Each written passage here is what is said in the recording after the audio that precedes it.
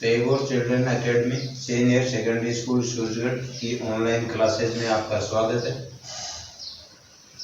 जैसा कि आप पिछले वीडियो में समरूपता से संबंधित जो प्रमेय हैं उनमें दो प्रमेय का अध्ययन कर लिया था, जिसमें एक था कि यदि दो त्रिभुजों के संगत कोण बराबर हो यानी समान कोणिक जिसको कह रहे हैं तो वे त्रिभुज समरूप होते हैं।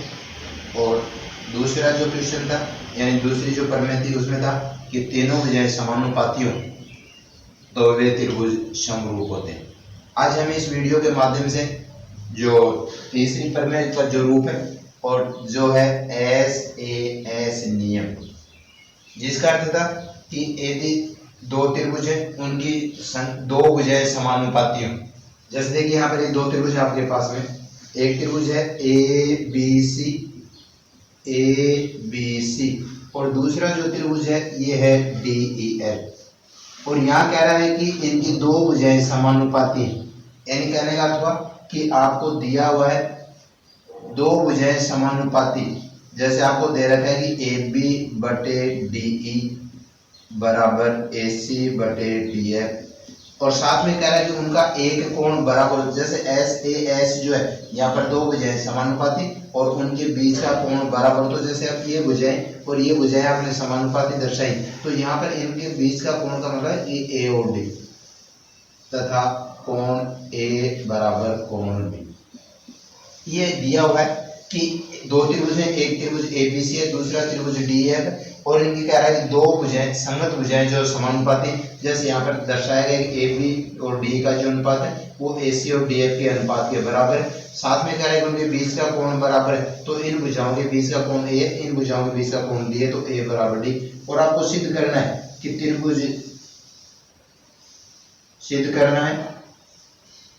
त्रिभुज ABC और त्रिभुज DEF जो है ये समरूप है। त्रिभुज DEF, ये बात आपको सिद्ध करनी है। रचना करने के लिए वही बातें जो होंगी जो बाकी दो थ्योरम में चल रही थी। जैसे यहाँ पर AP जो है इस DE में से इस AB के बराबर काट लें, जैसे DP काटा, और इसी प्रकार AC के बराबर इस DF में से काट लें, जैसे DQ काटा, और P और Q को मिलाए। तो ये रचना का रूप जो था कि AB जो है AB बराबर DP तथा AC बराबर DQ काटा तथा P और Q को मिलाए।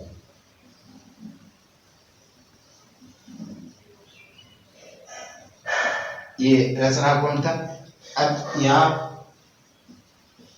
इसको हल करें तो देखिए उपपत्ति में सबसे पहले क्या करते हैं कि इस त्रिभुज ABC को और जो त्रिभुज DPQ जो है इन दोनों को सर्वांश में सिद्ध कर लेते हैं। त्रिभुज ABC और दूसरा जो त्रिभुज है DPQ में, जैसा कि आपने AB बराबर DP काटा था तो AB बराबर DP जो रचना से है, साथ में कोण A और D के बराबर दिया हुआ है, कोण A बराबर कोण D। आपको प्रश्न में दिया हुआ है कि एक संगत कोण बराबर है, इसलिए कोण A बराबर कोण D। और AC और DQ के बराबर काटा गया, AC बराबर DQ, यहाँ कहें इसको रचना से। और यहाँ देखिए इस त्रिभुज की दो भुजाएं और एक कोण, इस त्रिभुज की दो भुजाएं और एक कोण, इसलिए SAS नियम से दोनों जो त्रिभुज हैं, त्रिभुज ABC और त्रिभुज DPQ जो है वो हो गए सर्वांश, जिसको समीकरण नंबर 1 है। अब यहाँ देखिए आपको दिया हुआ था कि AB बटे DE बराबर AC बटे DF, यह आपको दिया हुआ कि दो भुजाएं समानुपाती हैं, जो जैसा AB बटे DE बराबर AC बटे DF जो आपको दिया हुआ। यहाँ पर AB जो है इसके बराबर आपने DP काटा है तो AB है उसको DP में परिवर्तित करें, और AC के बराबर DQ काटा है इसलिए इसको DQ में परिवर्तित करें। तो DP बटे DE बराबर DQ बटे DF। और इसका कारण है कि ए बी जो है वो डी पी के बराबर है तथा ए सी जो है वो डी क्यू के बराबर है, इसलिए हमको परिवर्तित कर लिए। अब यहाँ देखिए ये कह रहा है कि डी पी बटे डी ई और ये कह रहा है कि डी क्यू बटे डी एफ, और ये अनुपात बराबर होते हैं। जो आधारभूत समानुपातिक प्रमेय जो थी उसका विलोम था कि यदि ये अनुपात बराबर होते हैं तो वे तीसरी भुजा जो है वो समांतर होती है, जिसको तल्स प्रमेय कह रहे हैं। तो यहाँ पर इसलिए आपको मिल गया कि पी क्यू समांतर ई है, और इसका कारण था कि आधारभूत प्रमेय के या तल्स प्रमेय के आधारभूत आनुपातिक प्रमेय के आधारभूत समानुपातिक प्रमेय के विलोम से।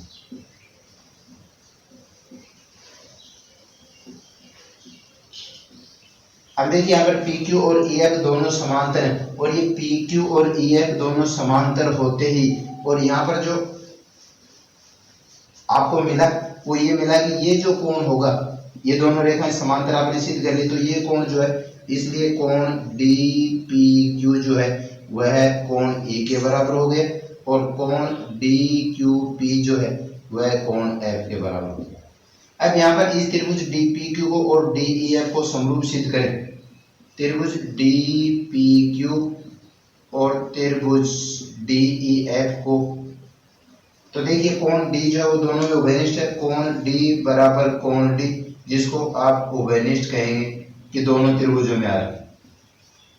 ये जो कोण अभी आपने सिद्ध कर लिया था कि कोण डी पी क्यू जो है वह कोण ई के बराबर है, और इस प्रकार कोण डी क्यू पी जो है वह कोण एफ के बराबर है, और इसलिए इसको कहें ए नियम से, यानी तीनों कोण समान होने के नियम से। और दोनों जो त्रिभुज हैं वे समरूप हैं। कौन कौन से त्रिभुज? त्रिभुज डी पी क्यू और त्रिभुज जो डी ई एफ है, ये दोनों समरूप हो गए। याद रखिए इसको कि त्रिभुज डी पी क्यू जो है और दूसरा जो त्रिभुज है डी ई एफ, ये दोनों त्रिभुज समरूप हो गए, जिसको समीकरण नंबर 2 गए। अब देखिए समीकरण नंबर 1 जो था आपके पास में, इसमें ए बी सी और डी पी क्यू दोनों त्रिभुज गहराई सर्वांग सम है। तो यहाँ पर समीकरण नंबर 1 जो था, उस समीकरण नंबर 1 से आपको दिया हुआ कि त्रिभुज डी ए बी सी और D F D P Q, A B C और डी पी क्यू जो थे दोनों सर्वांग सम है, और दो त्रिभुज सर्वांग सम होते हैं तो वे समरूप होते हैं। इसका आपने अध्ययन कर लिया था। तो यहाँ पर इसको ये भी कहा जा सकता है कि त्रिभुज ए बी सी और त्रिभुज डी पी क्यू जो है ये दोनों क्या हो गए? समरूप हो गए। और यहाँ देखिए डी पी क्यू जो है वो किसके समरूप है? डी ई एफ के। तो यहाँ पर इसलिए आपको क्या मिला कि इसलिए त्रिभुज ए बी सी जो है ये त्रिभुज डी ई एफ के क्या हुआ? समरूप। तो ये था कि आपको दे दिया गया है कि यहाँ पर यदि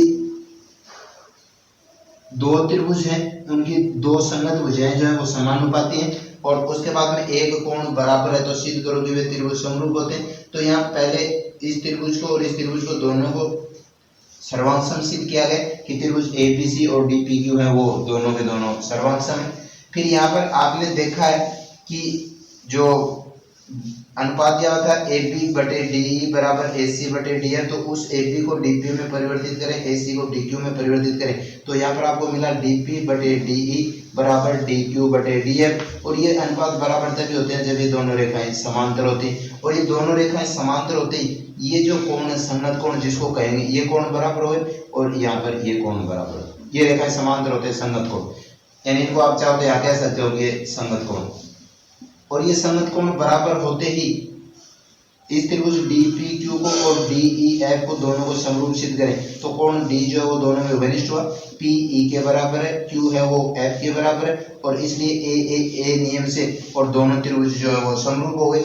और यहाँ पर देखिए आपके पास में दो स्थितियां होगी, एक सर्वांग सम की है और एक यहाँ पे समरूप की है। तो A B C D P Q के सर्वांग सम है, और जैसा कि आपको ज्ञात है कि दो त्रिभुज सर्वांग सम होते हैं तो वे समरूप होते हैं, और इसलिए त्रिभुज ए बी सी और डी पी क्यू है ये दोनों त्रिभुज समरूप हो गए। अब यहाँ देखिए दोनों त्रिभुज समरूप होते हैं, ए बी सी और डी पी क्यू में समरूप है, और डी पी क्यू है वो डी ई एफ के समरूप है, और इसलिए ए बी सी और डी एफ के क्या हो गए? समरूप हो गए। तो ये था समरूपता की जो प्रमेय थी, उनका तीसरा रूप के लिए दो भुजाएं समानुपाती हो और उनके बीच का कोण हो तो वे दोनों त्रिभुज समरूप होते हैं।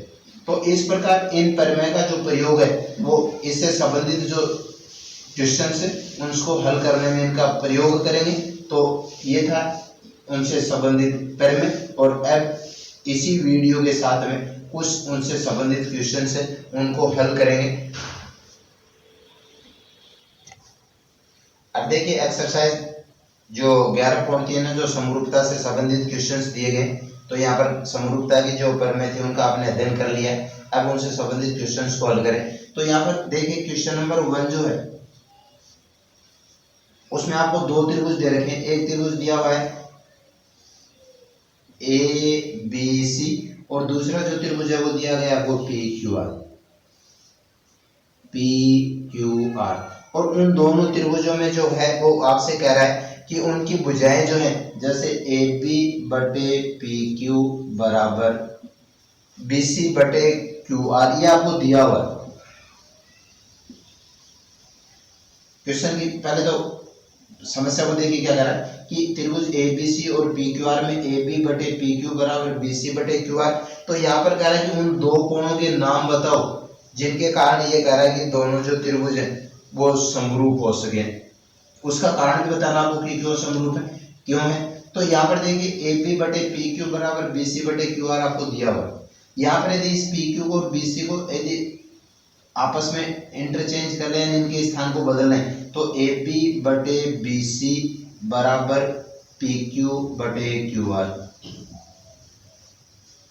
अब यहाँ पर देखिए कह रहा है कि इस AB और BC का जो अनुपात है वो कह रहा है कि इस PQ और QR के अनुपात के बराबर। तो ये भुजाएं समानुपाती होते ही तो यहाँ पर इनके बीच का जो ये कोण है, ये कोण, ये तो आपने पढ़ा है अभी अभी एस नियम के अनुसार दोनों त्रिभुज समरूप होते हैं। तो यहाँ पर आपको ये देखना है कि कौन कौन से जो कोण है वो बराबर होने चाहिए। तो यहाँ पर कोण A जो है, संगत कोण जो है A है वो कोण P के बराबर होगा, और इसी प्रकार कोण C है वो कोण R के बराबर होगा। और इस प्रकार ये दोनों कोण A P के बराबर होते ही और C R के बराबर होते ही जो कोण B और कोण Q जो है वो स्वतः ही बराबर हो जाएंगे, क्योंकि दो भुजाएं समानुपाती हैं। और इसलिए दोनों के दोनों जो त्रिभुज हैं वो A नियम से और समरूप हो जाएंगे, यानी त्रिभुज ABC और त्रिभुज PQR जो है वो समरूप होंगे। तो इस यहाँ पर आपसे पूछा गया है कि AB बटे PQ बराबर BC बटे QR, यानी AB बटे PQ और BC बटे QR, यहाँ पर इन भुजाओं की बात कर रहा है। तो यहाँ पर इनके बीच का कोण है, जैसे अभी आपने एस नियम से कहा था। तो यहाँ पर कह रहा है कि सबसे पहले कि बताओ कि कौन कौन से कोण बराबर होने चाहिए। तो यहाँ पर कोण A है वो कोण P के बराबर होगा, कोण C है वो कोण R के बराबर होगा, और कोण B है वो Q के स्वतः ही बराबर हो जाएगा, क्योंकि दो भुजाएं समानुपाती। और इसलिए इनको यूं कह सकते हैं कि तीनों कोण समान होने के नियम से, और जिसको छोटे रूप में ए नियम कहा जा सकता है। और इस नियम के कारण है वो दोनों के दोनों त्रिभुज हैं वो समरूप हो जाएंगे। तो यहाँ पर आपको पूछा कि दो कौन से कोण बराबर होने चाहिए। तो कोण A P के बराबर और C कोण R के बराबर, जो इसका हल होगा। क्वेश्चन नंबर 2 उसमें देखिए आपको दो त्रिभुज दे रखे हैं। एक त्रिभुज दिया हुआ है ABC, त्रिभुज ABC, और दूसरा जो त्रिभुज दिया हुआ है वो दिया हुआ है कि DEF। और इस प्रकार है दोनों त्रिभुज, जिसमें आपको कह रहा है कि कोण A जो है वो तो कह रहा है कि कोण D के बराबर है, और कोण कह रहा है कि B जो है कोण B वो कोण F के बराबर। तो कह रहा है कि क्या त्रिभुज ABC और त्रिभुज DEF जो है वे क्या समरूप होंगे, और क्यों होंगे उसका कारण भी आपको बताना है। तो यहाँ पे देखिए कि त्रिभुज ABC और त्रिभुज DEF जो है ये कह रहा है कि दोनों त्रिभुज समरूप होंगे क्या। तो यहाँ पर देखिए A के संगत जो कोण है वो D है, यानी आपको दिया हुआ कि कोण A बराबर कोण D है। फिर B जो है उसके संगत कोण E होना चाहिए, जबकि यहाँ पर B के इक्वल F कर रहा है। तो यहाँ पर कोण B जो है वह कोण F के बराबर नहीं है, और इसका कारण ये हुआ कि कोण B जो है वो F के बराबर नहीं है। तो इसका अर्थ हो गया कि दोनों त्रिभुज ABC और DEF समरूप नहीं है। यदि ये समरूप होते तो यहाँ पर इसको यूं कहा जा सकता था कि त्रिभुज ABC समरूप होते कब, जब ए के संगत कोण डी है और बी के संगत कोण एफ है और फिर सी के संगत कोण ई है, तो उस स्थिति में तो दोनों त्रिभुज हैं वो समरूप हो जाते हैं। लेकिन यहाँ पर ए बी सी और डी एफ की बातें कर रहा है, तो यहाँ पर इसका कारण एक हुआ कि कोण बी जो है वो कोण एफ के बराबर नहीं है, तो इस कारण दोनों के दोनों जो त्रिभुज हैं वे समरूप नहीं है। ये इसका कारण हो गया कि कोण बी है वो एफ के बराबर नहीं। अब कैसे पता चला कि है कि नहीं, तो यहाँ देखिए आपको ए बी सी और डी ए एफ दोनों, क्योंकि इसमें जो समरूपता की बातें करें या सर्वांग की बातें करें तो उसमें ये होता है कि जैसे ए है लिखा गया है, तो यहाँ पर ए के जो संगत कोण वहां पर डी है, बी है उसके संगत कोण ई है, सी के संगत कोण एफ है। लेकिन यहाँ पर आपको दिया हुआ कि बी एफ के बराबर, और यहाँ अपन देखें इसको तो बी एफ के बराबर नहीं है, बी किसके बराबर है, ई के, और इसका अर्थ हो गया कि दोनों त्रिभुज हैं वो समरूप नहीं, क्योंकि जो आपको दिया हुआ है इसमें ये तो दिया हुआ आपको बी बराबर एफ है, लेकिन यहाँ जो आपको त्रिभुज ए बी सी और डी एफ के बारे में पूछ रहा है कि बताओ दोनों समरूप है क्या। यहाँ पर बी जो कोण है वो ई के बराबर है, यहाँ बी है वो एफ के बराबर है, तो इसका मतलब बी है वो कोण एफ के बराबर नहीं है, और इसलिए दोनों त्रिभुज समरूप नहीं। ये इसका कारण हुआ। और जो बातें पूछ रहा था समरूप है नहीं, तो इसका अर्थ हुआ कि ए बी सी और डी ई एफ समरूप नहीं है, और कारण हुआ कि जो आपको दिखा रखा है समरूपता की बातें, इसमें कोण है वो एफ के बराबर नहीं। क्वेश्चन नंबर 3 देखिए, आपको दो त्रिभुज दे रखे हैं। एक त्रिभुज कह रखा है कि त्रिभुज ए बी सी और फिर कह रहा है कि त्रिभुज एफ डी ई।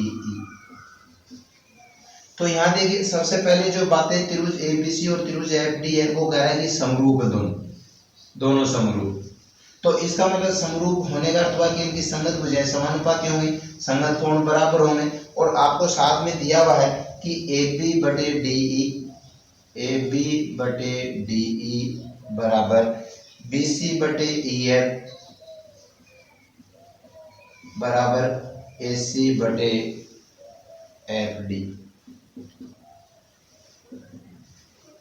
या इसको सी ए भी कहा जा सकता है या ए सी भी कहा जा सकता है। तो आपसे ये पूछा जा रहा है कि आप क्या इस त्रिभुज, ये दोनों त्रिभुज समरूप हैं, तो कह रहा है कि ए बी बटे डी, बी सी बटे ई एफ और ए सी बटे एफ डी कह सकते हो क्या, और नहीं कह सकते तो इसका कारण बताओ। तो यहाँ पर देखिए ए बी जो है उसके संगत भुजा जो है वो एफ डी है, तो आप इसको समरूपता के नियम के अनुसार संगत भुजाएं समानुपाती होंगे, तो ए बी बटे एफ डी बराबर बी सी जो है इसके संगत भुजा डी होगी, तो बी सी बटे डी ई बराबर ए सी या सी ए के जो संगत भुजा होगी वो एफ ही होगी, और बराबर ए सी बटे एफ ही, ये कहा जा सकता है यदि दोनों त्रिभुज। और जब ये कह रहा ये है तो इसका अर्थ हुआ कि दिया गया कथन है वो गलत है, असत्य है, क्योंकि संगत भुजाएं समानुपाती नहीं है। और यदि ये दोनों त्रिभुज समरूप हैं तो उस स्थिति में उसको यूं लिख सकते हैं, ए बी भुजा उसके संगत भुजा एफ डी हुई, और यहाँ देखिए ए बी और डी ई का अनुपात क्या है, बी सी जो है उसके संगत भुजा डी ई होगी, तो बी सी और ई एफ यहाँ पर संगत भुजाएं कह रहा है, ए सी जो है वो एफ ही, तो यहाँ पर एफ डी कह रहा है, तो दिया गया कथन है वो असत्य है, क्योंकि इन दोनों त्रिभुजों की संगत भुजाएं समानुपाती नहीं है। और यदि त्रिभुज समरूप है तो उसको यूं लिखा जा सकता है कि ए बी बटे एफ डी बराबर बी सी बटे डी बराबर ए सी बटे एफ डी। ये इसका हल हुआ क्वेश्चन नंबर 3 का, जो भी आप चाहे तो आकृतियां बना सकते हो, जैसे त्रिभुज ए बी सी और दूसरा त्रिभुज है डी ई एफ। लेकिन यहाँ पर देखिए कह रहा है कि एफ डी ई, तो उसी भाषा में बात करनी, एफ डी और फिर ई। अब देखिए यहाँ पर ए बी और एफ डी का अनुपात होगा, ए सी और ई एफ का अनुपात होगा, और बी सी और डी का अनुपात हो गया। जबकि अपने वो कह रहा है कि ए बी बटे डी, तो यहाँ पर ए बी के संगत भुजा डी नहीं है, और इसलिए कथन असत्य है। क्वेश्चन नंबर 4 में देखिए कह रहा है कि आपको दो त्रिभुज दिए गए, जैसे त्रिभुज मान लेते हैं कि त्रिभुज ए बी सी है और दूसरा त्रिभुज है पी क्यू आर है, ये दो त्रिभुज। और यहाँ पर कह रहा है कि दो त्रिभुज हैं वो समरूप होते हैं यदि इनकी दो भुजाएं समानुपाती होती है, जैसे ए बी बटे पी क्यू बराबर ए सी बटे पी आर, दो भुजाएं समानुपाती हैं। और कह रहा है कि एक कोण बराबर हो, तो यहाँ पर एक कोण बराबर होने का अर्थ हो गया कि दिया गया जो कथन है वो असत्य है, क्योंकि यहाँ पर जैसे आपने इस भुजा को और इस भुजा को दर्शाया कि इन दोनों भुजाएं और ये दोनों भुजाएं इनकी बात कर रहा हूँ, तो इन भुजाओं की बात करने का अर्थ हो गया कि इनके बीच का कोण, इनके यानी ये जो भुजाएं इनके अंतर्गत बनने वाला जो कोण, इनके बीच का पड़ने वाला कोण है, तो आपको यहाँ पर जो है वो अंतर्गत यानी बीच का कोण नहीं कह रहा, और इसलिए कथन क्या हुआ, असत्य हुआ। तो यहाँ पर इसका क्या हाल हुआ कि यदि दो त्रिभुज समरूप है तो उनकी दो भुजाएं समानुपाती हो, ये सही है कथन। लेकिन यहाँ पर कह रहा है कि एक कोण बराबर हो, तो एक कोण बराबर होने का अर्थ है यदि आप बी को और क्यू को बराबर कहेंगे तो दोनों त्रिभुज समरूप नहीं होंगे, सी को और आर के बराबर कहेंगे तो समरूप नहीं होंगे, क्योंकि ये जो दो भुजाएं इनके अंतर्गत यानी इनके अंतर्विष्ट करने वाला, इनके बीच में बनने वाला जो कोण होता है, ये कोण यदि बराबर होते हैं तो दोनों त्रिभुज समरूप होते हैं। तो यहाँ पर जो क्वेश्चन नंबर 4 में आपको कथन दिया हुआ है कि यदि दो भुजाएं समानुपाती हो और एक कोण बराबर हो तो यह कथन असत्य है, क्योंकि दो भुजाएं समानुपाती और उनके बीच का कोण बराबर हो तो दोनों त्रिभुज समरूप कहलाते हैं। तो यहाँ पर ये जो बीच का कोण कह रहा है ये आपको नहीं बताया गया, नहीं दर्शाया गया, और इसलिए दिया गया कथन क्या था, असत्य है। और इसी क्रम में आगे जो क्वेश्चन है वो अगले वीडियो में, इस करने के लिए वीडियो को अंत तक जरूर देखिए।